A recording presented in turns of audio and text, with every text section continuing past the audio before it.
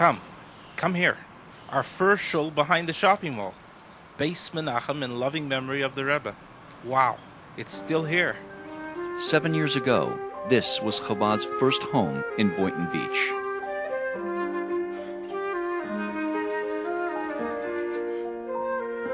From behind the mall, Chabad moved to a small house, which quickly proved inadequate for its rapidly growing family.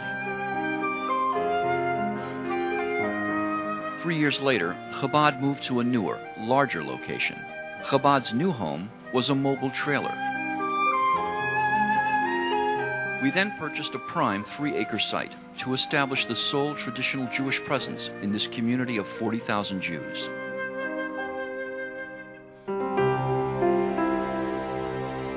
They are kind, warm people. They accept me as I am, at the level that I'm at, and there is no judgment of me, except that I'm a Jew and that I'm welcome. What a wonderful feeling to know that there's someone here to love you unconditionally, anytime, anywhere. All the dreams that people had to establish a Chabad in Boynton Beach at such a level, so early in its development, I think the sky's the limit in terms of the success of the Center for Living Judaism. What's happening here is happening in locations throughout the world. They're very wise, they're very intelligent people, and they're there to help you. They're there to assist you, whether you're Jewish or non-Jewish, to offer assistance and love and understanding. Though we come from different places, we have something that is very common to all of us. Each of us have part of God in us, and that is what unites us. It makes us all the same. The Rebbe's mandate was a very steadfast, unending belief in the Jewish soul. The soul of the Jew always wanting to be part of an unbroken chain of thousands of years of Jewish tradition. This eternal truth of the existence of the Jewish soul is resoundingly true of any Jew.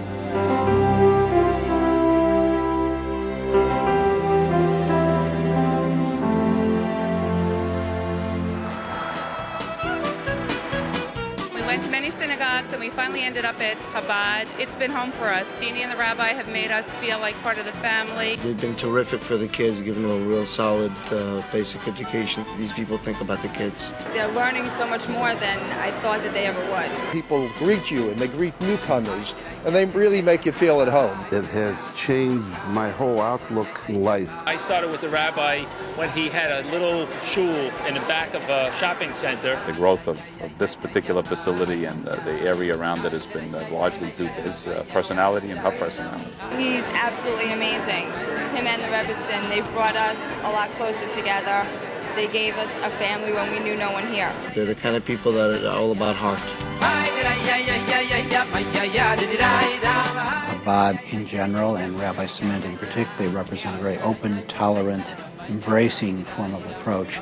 The Jews were looking for a very spiritual, traditional experience. The rabbi is a warm man. The Jewish soul is one that is inextinguishable. Its flame continues no matter what the Jew or Jewess observes or doesn't observe, whether they're affiliated or unaffiliated, whether they have the ability to pay or the inability to pay, whether the home is a broken one or a very stable one, it really makes no difference. We are here to welcome, to embrace.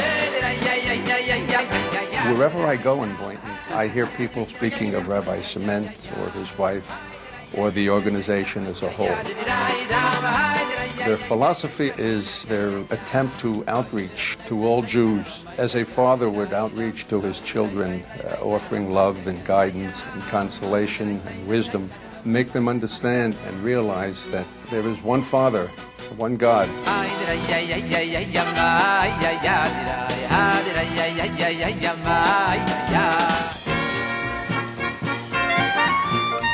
For many years I lived in Brooklyn, and I wanted to go to visit the Rebbe, but I always felt that maybe I wasn't good enough, I wasn't religious enough, I didn't have enough knowledge, and so I hesitated and never went there.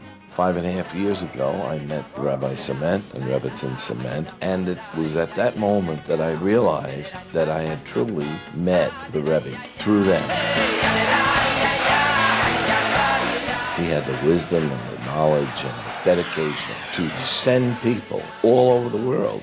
And my world at this point was Boynton Beach.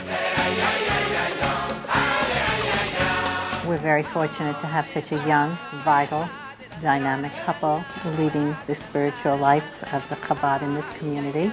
And I particularly adore the Rebbitzin, who I've been taking classes with on a weekly basis. We have incredible teachers. They live and love what they are teaching. Their lessons are vibrant, they're very real, they come to life. It's not all about teaching, it's all about having that wonderful memory, having that positive first encounter. If we can succeed with even one Jewish child, we will affect an untold number of generations to come.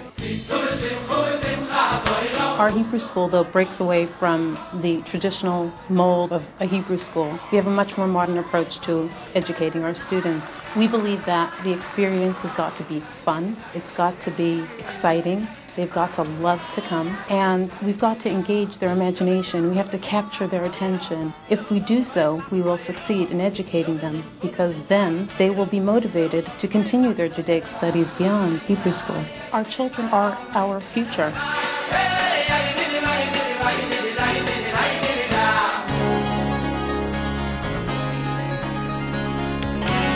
I had the privilege of visiting the new center dedicated by the Gans just a few weeks ago. I was just amazed by how beautiful it is, how fortuitous it is to be at this place at this time. I think it's exciting whenever you have something beautiful and wonderful and new and vitalizing to all of us. The buzz has to be tremendous and attract more and more people. They didn't call their campus a synagogue. They called it a campus for living Judaism.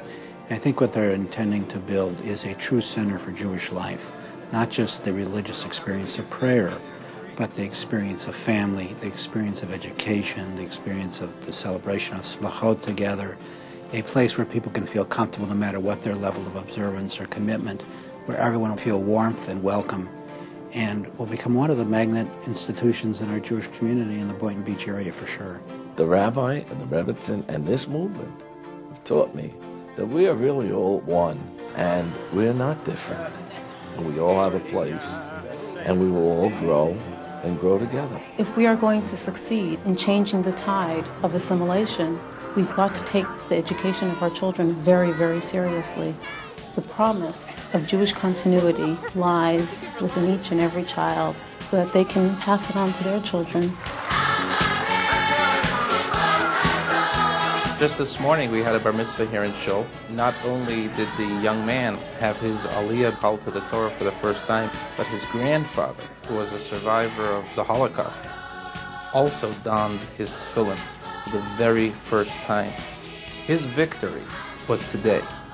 Judaism's victory was today. The flame which is inside each and every Jew, the neshama that is there waiting to be ignited, and to join that flame to the torch of eternal Judaism.